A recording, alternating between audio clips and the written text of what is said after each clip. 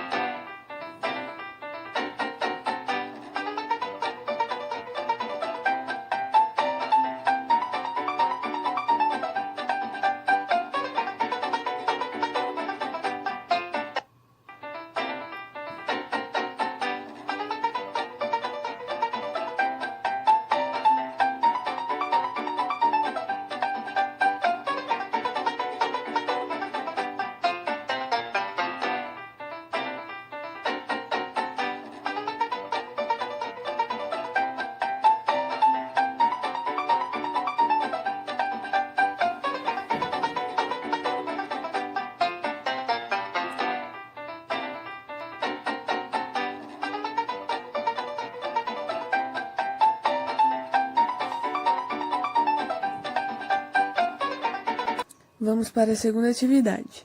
Encontre no caça-palavras as partes das plantas e anote. A. Prende a planta ao solo. Então, o que prende a planta ao solo? A. B. Protege as sementes. C. É responsável pela respiração da planta. D. Leva o alimento para a planta. E a E. Gera uma nova planta. Então, vocês vão procurar aí no caça-palavra as partes das plantas e irão anotar aí.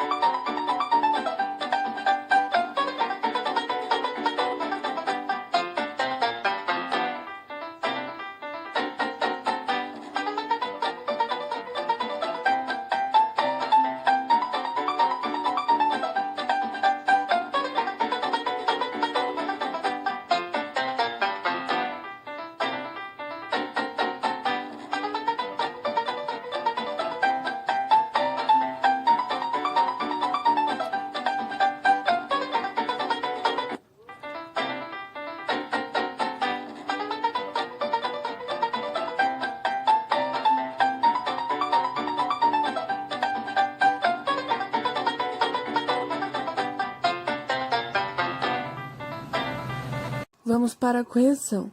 Número A. Prende a planta ao solo, a raiz. B. Protege as sementes, são o fruto, as frutas. C. É responsável pela respiração da planta, são as folhas. D. Leva o alimento para a planta, é o caule. E E. Geram uma nova planta, que é a semente. Na próxima atividade, vocês irão escrever quem é responsável pela respiração, pela proteção, pela fixação, pela reprodução e sustentação da planta. Aí tem a segunda atividade, encaixe as peças iguais e descubra o nome das frutas.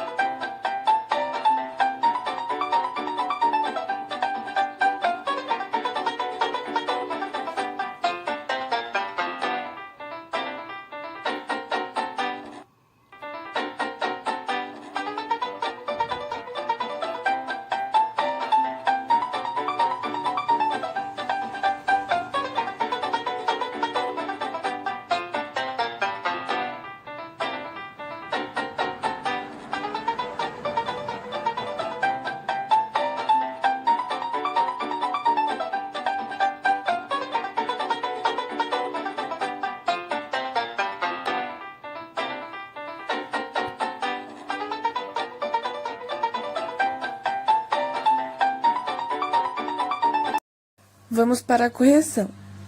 Quem é responsável pela respiração das plantas são as folhas, pela proteção são os frutos, pela fixação a raiz, a reprodução a semente, a sustentação o tronco. E as imagens, as peças que estavam ali, formam maçã, banana, pera e o caju. Nossa última atividade será com tinta guache. Então, como vocês podem observar, aqui temos uma árvore sem folhas, sem frutos. Então, vocês vão pegar, molhar a pontinha do dedo na tinta e irão fazer as folhas.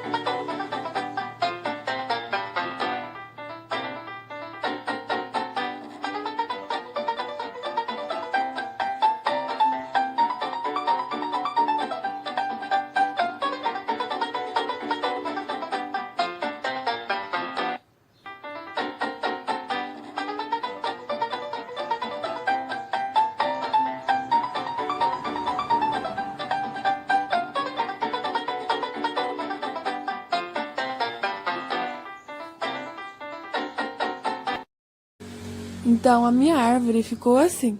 Espero que tenham gostado.